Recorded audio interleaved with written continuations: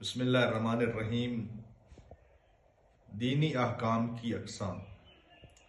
नाज़रीन,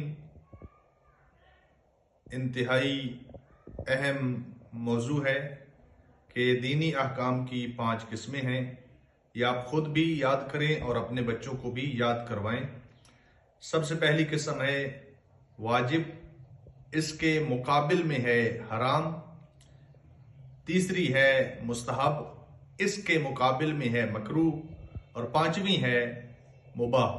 सबसे पहले वाजिब की तरफ आते हैं। वाजिब वो काम है कि जिनका करना ज़रूरी है और जिनको अगर तर्क किया जाए, छोड़ा जाए तो इंसान अज़ाब इलाही में मुब्तला हो सकता है।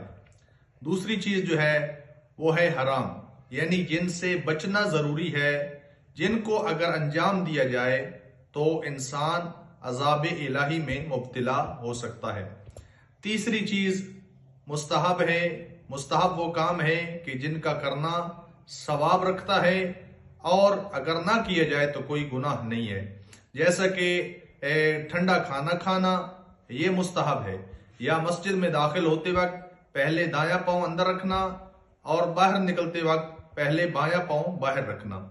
चौथी किस्म है मकरूह। मकरूह वो काम है कि जिनसे अगर बचा जाए तो सवाब मिलता है, लेकिन अगर कर लिया जाए तो कोई गुनाह नहीं है। यानी जिनसे बचा जाए तो अच्छा है, यानी सवाब मिलेगा। ये इसकी मिसाल ये है जैसा कि इंसान गर्म खाना खाता है। गर्म खाना खाना मकरूह है, लेकिन अगर खा लिया जाए तो कोई हर्ज नहीं है। 5वीं किस्म है मुबाह। मुबाह वो काम है जिसका करना या न करना दोनों जायज हैं। इसकी मिसाल सुनिए, यानी ना जिसके करने में या ना करने में कोई सवाब या गुनाह नहीं है। इसकी मिसाल सुनिए, जैसे खाना खाना या सोना या कपड़े धोना वगैरह।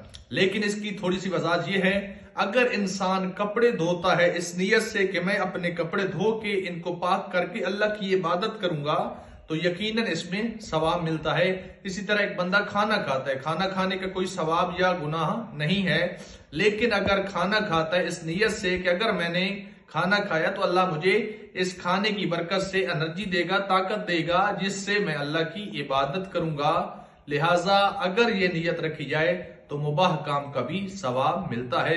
और मोमिन वो है जो मुबाह काम से भी बचता है, यानी मुबाह काम अगर करता भी है तो खुदा की इबादत के लिए करता है। पर मोहम्मद व अहले बैत मोहम्मद सल्लल्लाहु अलैहि वसल्लम।